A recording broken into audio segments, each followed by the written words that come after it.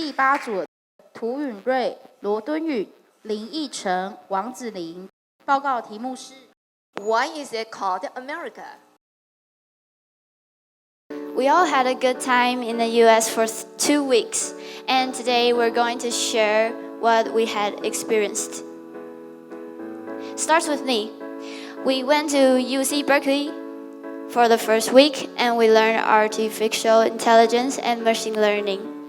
We learned a lot about Python, TensorFlow, neural networks, and reinforcement learning. By the way, these maps really make the complicated codes much easier for a rookie like me to understand. And furthermore, I really enjoy learning there because I can focus on learning and understanding the codes instead of being anxious for having tests. Here's a picture. We're learning on the ground and it feels very comfortable.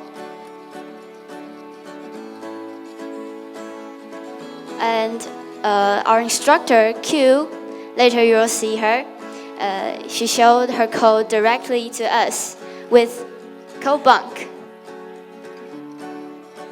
And here's our instructor, Q, and this is her teaching us about the pixels. Finally, this is our final project. It's a game based on the concept of machine learning. In spite of the fact that I hate to leave Berkeley, we went to Stanford for the next week. And we learned robotic engineering and coding labs with Bex. Instead of using the programming language Python, which we used in Berkeley, we used RobotC. And we also learned some methods of building the Bex robot. And this is our bot. You can see it has a destructive attack arm, a movable claw, and a steady structure. Moving on to the code. Before I introduce what I have done, I have something to confess. I'm really bad at coding, but the problem won't be solved by itself. To reach out for help, I started to ask. I asked our instructor, PTK, questions about code. Although some questions were so dumb and basic, he didn't give up on me, but answered me patiently until I figured them out. And that's when I realized that this trip isn't just about learning information technology, but also gaining back the enthusiasm for learning new things. And it feels awesome to have it back. Let's take a look at my code. There's an attack code, and a claw moving code, and a catching code. I know it may seem simple for you guys, but I really did overcome many difficulties to complete them. So please don't laugh at me. And finally, this on the right is our robot, and let's take a look how it battles.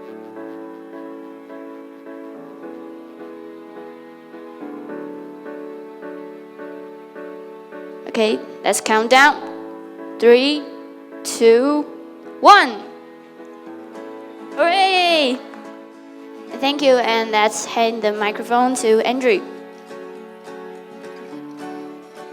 So, good evening, everyone. After this presentation, I read in my mind to think, what should I say at the first time? And I think the most important things I want to say is I really appreciate all the person who gave me this chance to attend this project, lots of officials, my parents, my teacher, and all the people who support me. Without you, I can't do it. Thanks about it. So today I'm gonna show you how many friends that I make from 2 different colleges. I think lots of people show you about the code and programming language. So for me, my presentation is about the pure friendship. So as you can see, this first picture is what I take beside the Hilton Hotel. Every time I saw this picture, I look up the sky. And I think all our friend and I, both are in a different side, but between us, we all have the same light. So I will start it.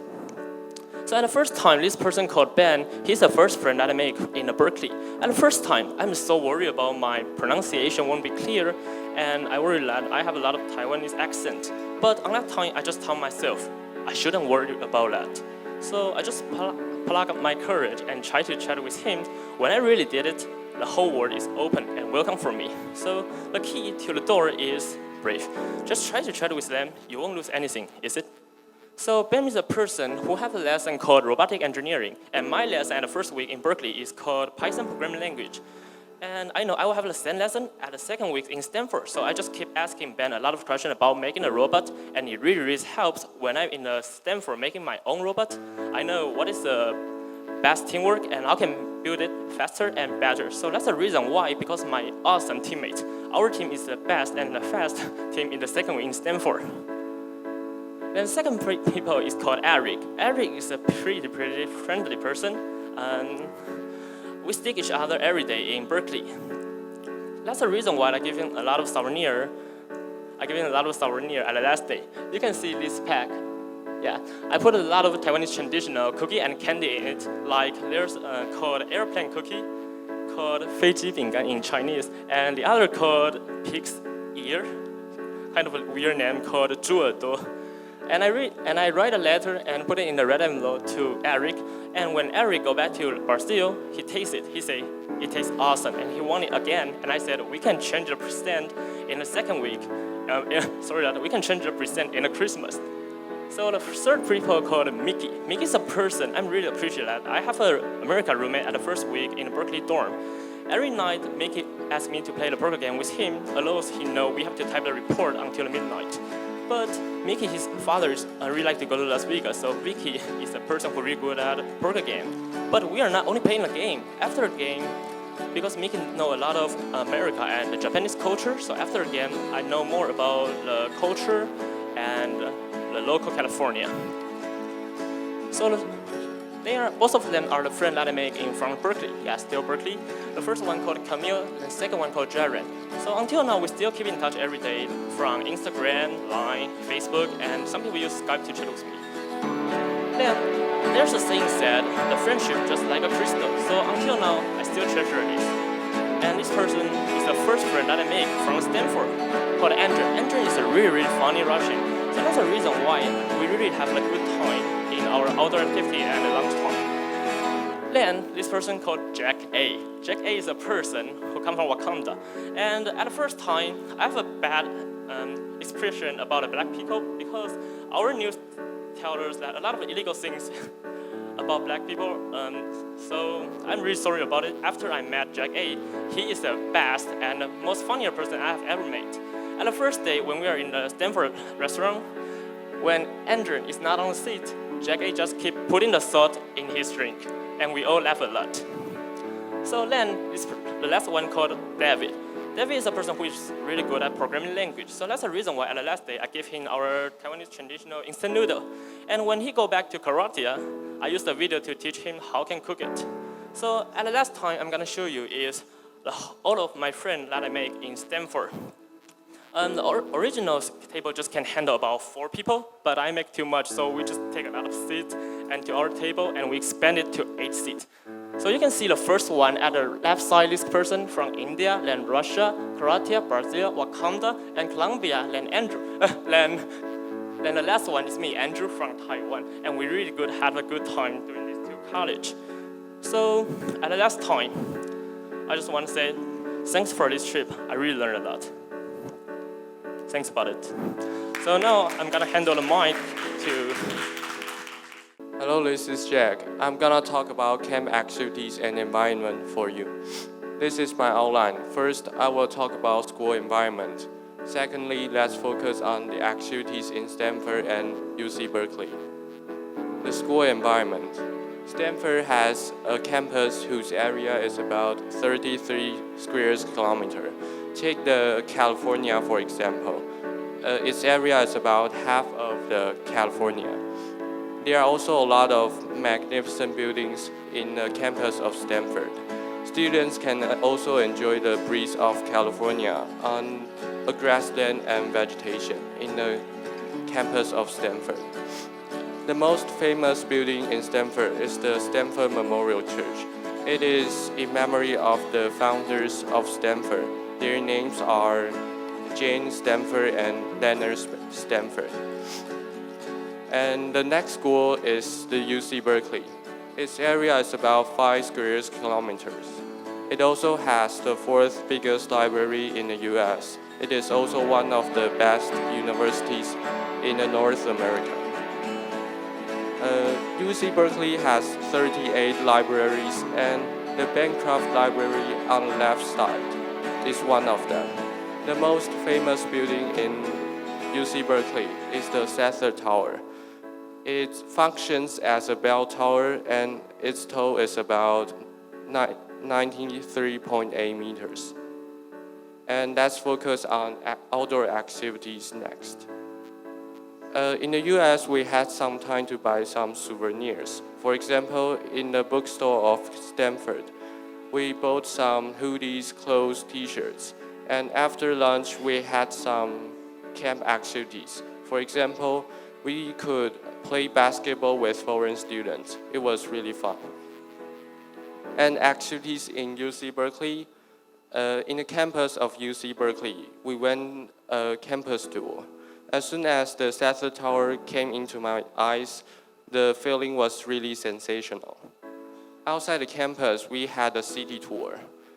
During the city tour, I had a chance to see the authentic atmosphere of America. For example, I saw the streets of America are really direct, however, they are really torn. And at the end of the camp, we had an activity called pie smashing. And here's a video, let's check it out. You can see that the instructors and students were all having a good time during that time. And now it's Ethan's time.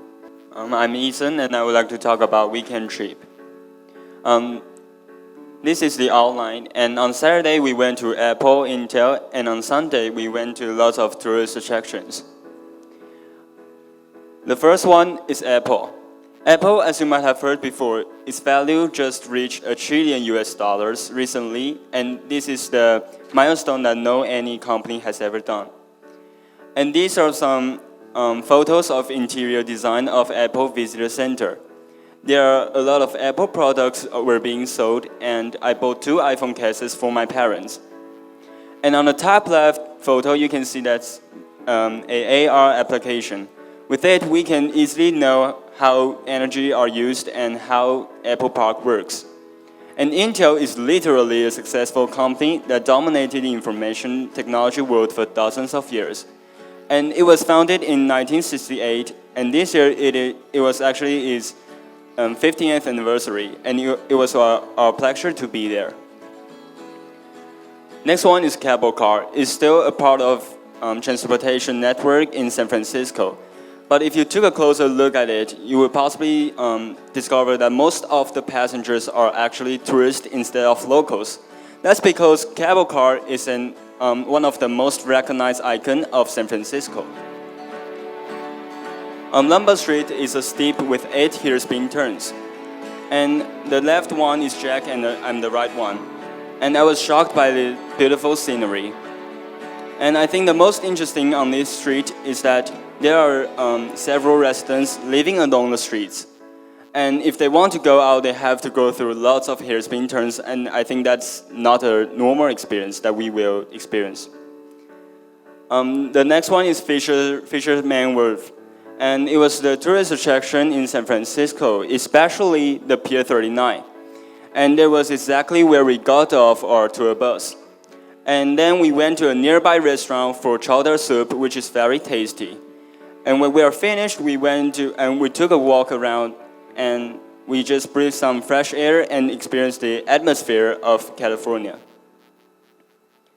Palace of Fine Arts is a palace that was built for the 1915 Panama Pacific Exposition. And it was the only one building that was kept at the original place that it was built. And the water bodies, grassland, and all the trees all make this place become a comfortable place that make me feel relaxed. And these are 4 photos of our 4 members in our group. And from the right to the left, it was Melody, Andrew, Jack, and me. The last one is Golden Gate Bridge, which is the most photographed bridge in the world. And when the day we went there, it was actually windy and a little bit chilly. But it just couldn't stop us from attempting to run all the way down to the end of the bridge. And this difficult process made me realize that as long as we do our best to pursue the things we love, we will end up reaching success someday. And I would like to say that our dreams are just as beautiful as this scenery. And the only thing that we need to do is to fly to the destination. And the conclusion will be made by Andrew. So after our presentation, I hope you like it. I think it's a little bit much funnier. And as my introduce, I said I'm the dreamer. Someone will think I'm a daydreamer or I'm a weirdo, but I still believe myself. And like my star, J.K. Rowling, said, we don't need a magic to change a world. We carry all the power we need inside ourselves. We have the power to imagine better and change your world. So, are you brave enough to have a big dream? If you have, protect it and try to get it. See you in America next year, and we are Group A. This is our presentation. Thank you.